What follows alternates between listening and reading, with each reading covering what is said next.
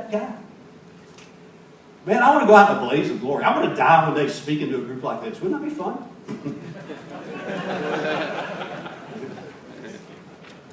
That's what I want to do. I want to always be thinking, God, what can you teach me? How can you use me today? What can I do? Take advantage of that winter season of life. Learn from that. We asked a guy, a spoken word artist by the name of Tadashi, if he could take the content that we wrote in volume 1 of 33 and write a spoken word piece to use some of the language that we'd used to just kind of really nail it for us. And so this is what Tadashi did for us.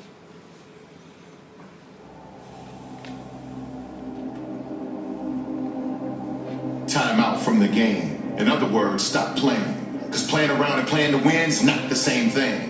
You can keep playing that game, that's until the weather change. Nobody likes to lose, but they live like they're the same. Spinning wheels like treadmills, going nowhere fast. No plan to be a man, just letting the time pass. Passive, taking whatever's handed to you. Like forbidden fruit after God gave commandments to you. They say opposites attract like shorts in the winter.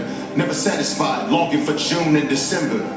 The spring comes in and then it leaves just the same. Those I meet in autumn look at the summer with shame. They see the seasons change but never can maintain. Trying to reverse the time instead of adjusting aim. Reverse engineer it. Try to ride before you steer it. And learn to live with the end in mind, like a period. Find someone who's been there, a mentor who's did it. So you can transition well into what he's intended. Next, what we see is the law of the harvest. Reap, sow, and whatever you do now will affect you till you've departed. Now I heard the world's a stage, a beautiful landscape, a stage in stages, and man's race to man's fate is seen in seasons like sage is. And when I saw this landscape, it looked like leaves falling from trees, until my eyes were opened by him to everything I should see. Step back from day to day to see from year to year. Let far-sighted blurs begin to become clear. That's when I see seasons. Seasons. Don't waste your season. Learn to live with the end in mind. Don't waste your season. Learn to be one who'll find one who'll teach. Don't waste your season. Learn that each one lends itself to the next. Don't waste your season. Learn that each one has growth to reap. Don't waste your seasons. I refuse to let the 60-year-old me look back at the 20-year-old me like, what was he thinking? Where was the plan? And I refuse to let the kid in me look down at that future grown man.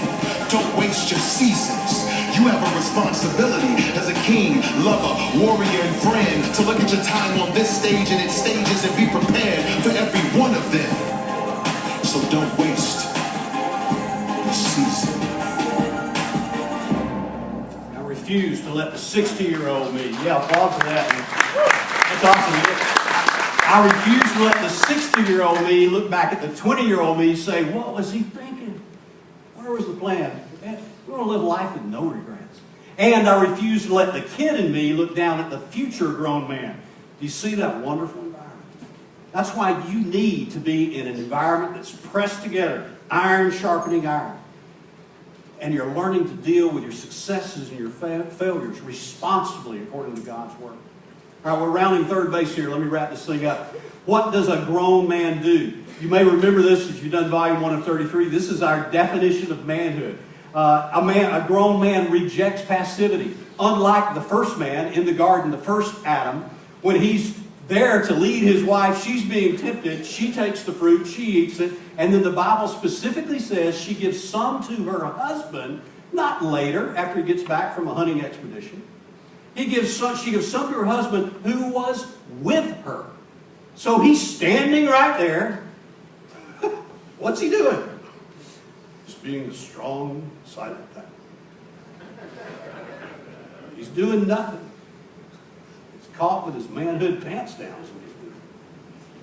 But an authentic man, a grown man, rejects passivity. He accepts responsibility. Accepts responsibility to lead. Hey, he accepts his responsibilities when he messes up.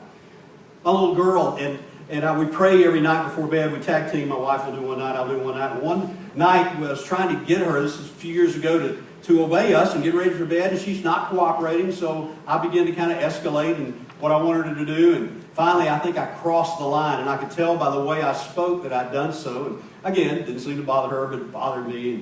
And man, God used kids to grow us up as parents. Did you realize that? And so that night at her bed, I always kneeled by her bed and prayed, but I knew I couldn't just pray and go through the motions. I said, hey, Anna, hey, what Daddy said a moment ago, what I said to you was right, because you needed to do this, this, and this. But, Anna, the way I said it was really wrong.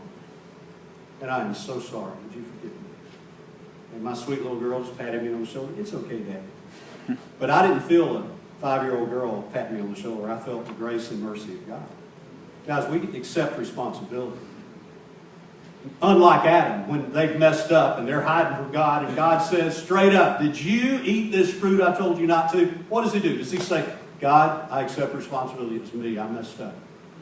God, what can I do to make this right? You know what he said? That woman you gave me. That's where most of us live. It's never our fault. It's that woman. She ain't making me happy. It's my boss. He didn't understand. It's the current administration. It's their fault. Never our fault. Ultimately, he said, that woman you gave me. Ooh. A little passive-aggressive there. God, it's really your fault. You chose the wrong one. That's our default nature. But a grown man, an authentic man, accepts responsibility.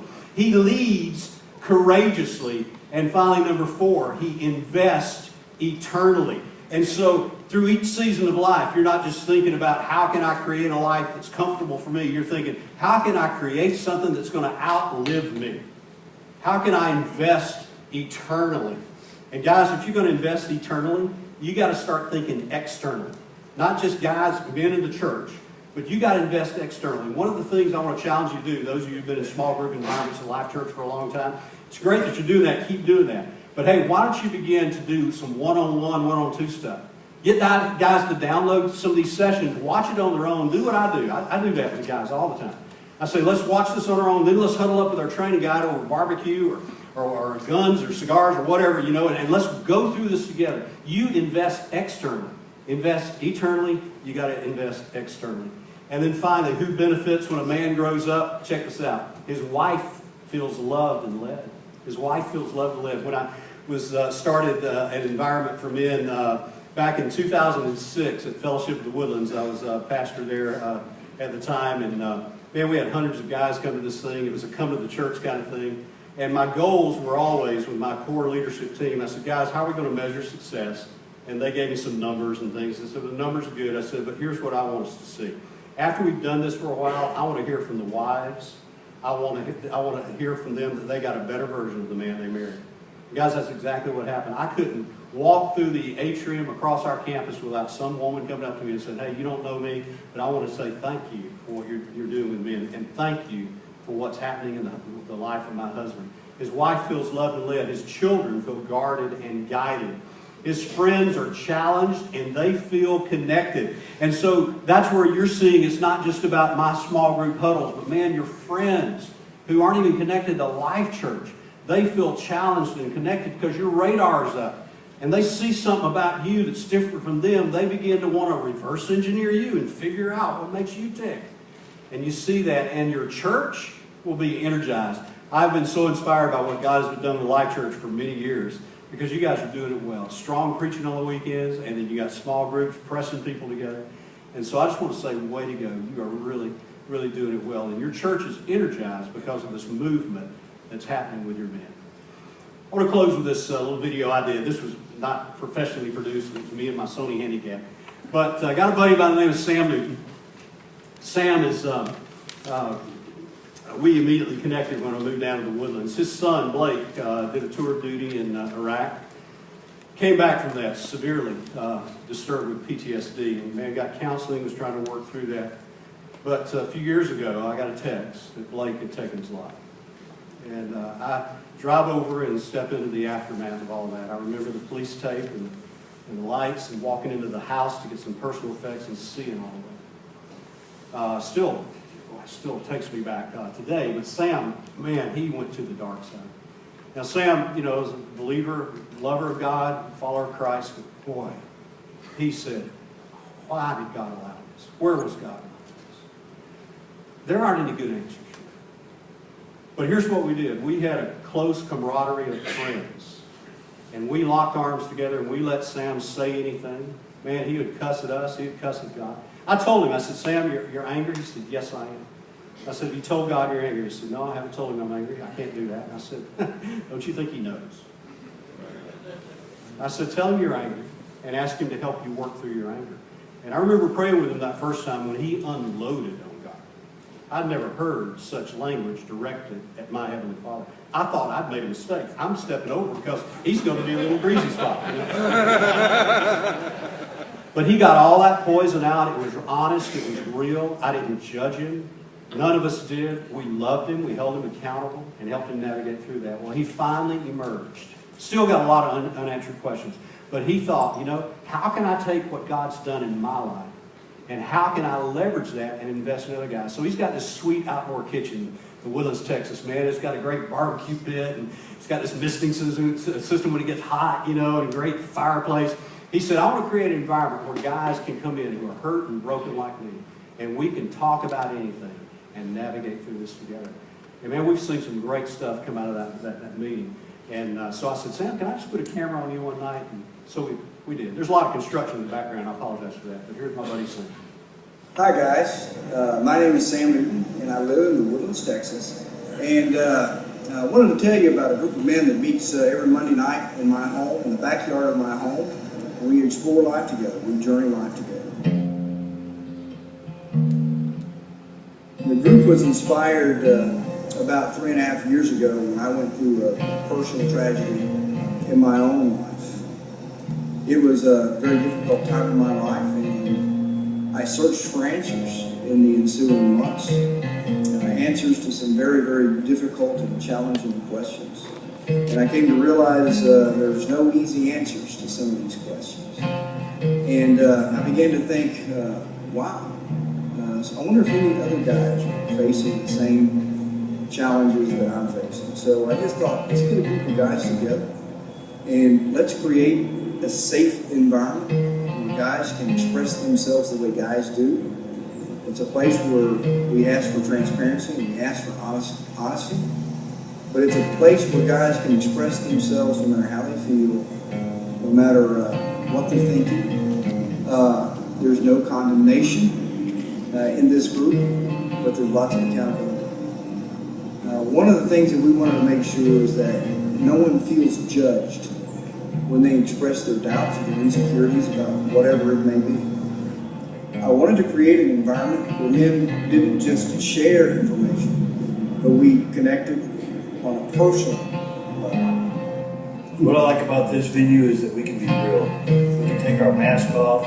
We don't have to pretend that we're somebody we're not. We love each other. We just have a great time.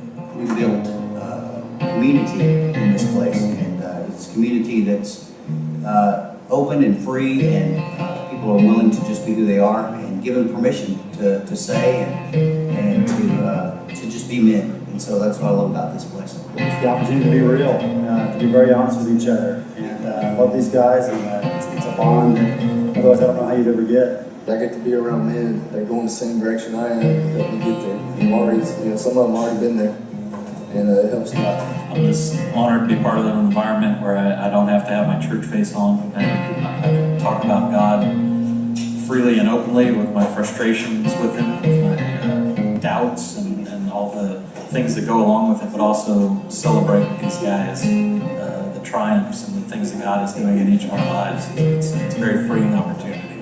We've enjoyed a couple of volumes of 33 so far. Volume 1, A Man and His Design, and Volume 2, A Man and His Story.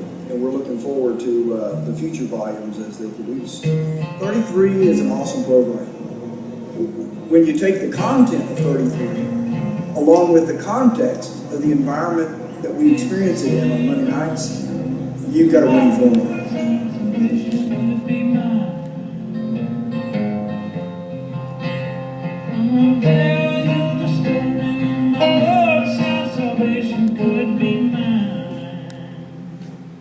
Guys, I want to say again, way to go. God is using you to really make an eternal difference. And I'm honored to kind of be a part of it in all those environments. 33 is not a magic bullet. There's a lot of great content out there, but it's a pretty good tool to keep in your tool belt. And so way to go. I'm excited about what God's going to continue doing in this movement you've created. Thanks for letting me come and be a part. Appreciate it. Thank you.